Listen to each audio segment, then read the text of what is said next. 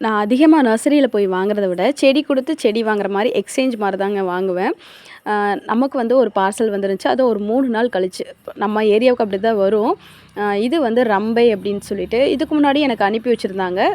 வெயில்ல வச்சு காய வச்சுட்டேன். அப்புறம் திரும்பியும் ஒரு 3 செடி வந்து அனுப்பி வச்சிருந்தாங்க.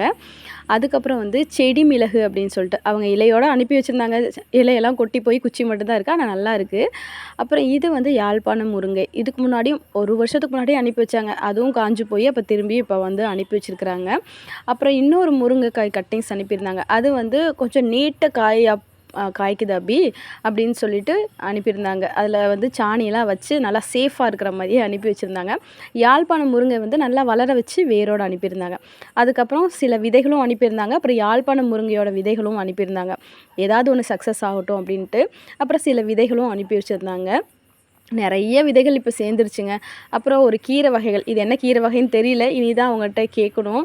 அந்த மாதிரி கீரைய கொத்தா பறிச்சு சமையலுக்கு யூஸ் பண்ற மாரி அனுப்பி வச்சிருந்தாங்க. நல்லா 3 நாள் கழிச்சு வந்தாலும் நல்லா ஃப்ரெஷ்ஷா தான் வந்திருக்குது.